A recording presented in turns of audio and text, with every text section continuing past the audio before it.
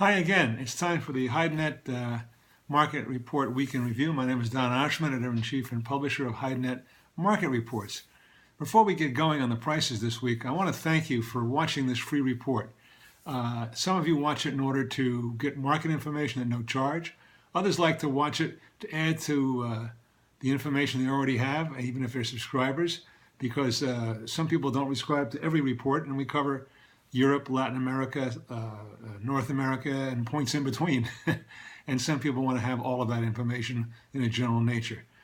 We also have This Week in Leather and our international report.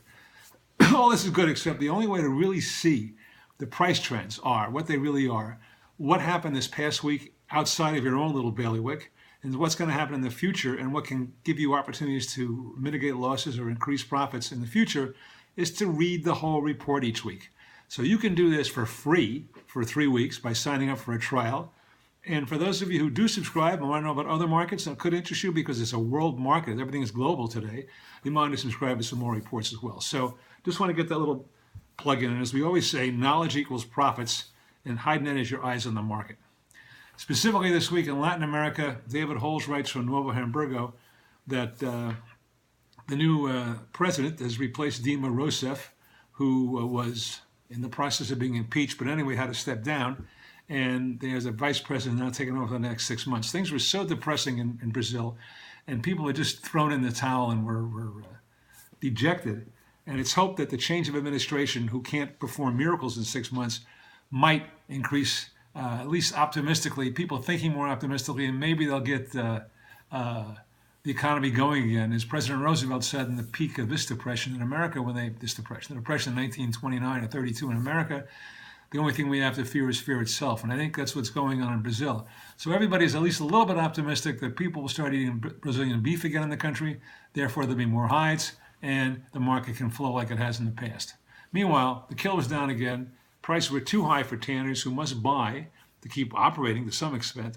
And the export markets in European theater and China just would not refuse to pay over $1.30 CNF or CFR.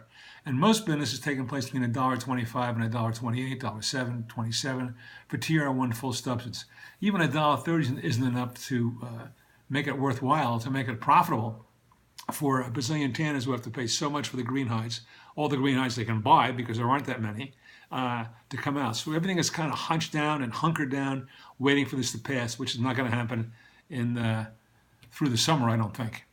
In Argentina, prices were steady, and cow slaughter is down because there's herd rebuilding going on with that new administration. In Paraguay and Uruguay, prices were steady. And in Colombia, we report this week, due to the drought down there, over 1 million cattle have been starved or because there wasn't enough grass in the past 6 months. Can you imagine that? Out of a population of about 25, 26 million head, over 1 million have died. In Europe, editor Andrea Guolo writes from Bologna that producers tried unsuccessfully to raise prices of German bulls this week because the slaughter was down a bit. Didn't work. The automotive people were not about to pay it. In the UK, kills are stable and prices steady, 36 and up in pounds, about $1.45, 1.45 pounds, pardon me. In the EU, cows remain under pressure like they do in North America. Better quality veal skins interest improve, but due to a short supply of the very best skins, which the fashion brands want, prices were good. But the lower grades, people don't want, are hard to sell. And that's interesting, no matter where you go, in Central America, North America, or Europe, the lowest grade hides, be it bovine or ovine, are having a tough time finding people to buy that. Maybe that's because the good hides are so cheap, or the good sheep or lambskins are so cheap. But people don't want generally lower cost material, especially in Paraguay. They don't know what to do with this stuff. It's accumulating. And this will change too. But in the meantime, if you own this product, your warehouse is getting full of it. Lamb and sheepskins from South Africa are selling well again for the better grades, but the poorer grades are accumulating with little demand. North America, steer prices were generally steady to the week before. Volume appeared to be low. Cows fell on balance on very little volume as well. We like to say that our prediction about the American market was right on last Friday, a week ago Friday, and we'll see if we're right again this Friday. We are right about 85% times. Slaughter at this reached a yearly high of 600,000 head because of the barbecue season, which is going on.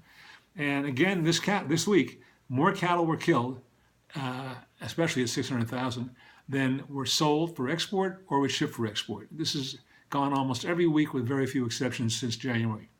Wet Blue Texas traded in the area of $85 and $87. That's about it for tonight. We're over our time. Thank you for watching. We look forward to seeing you again next week. Bye.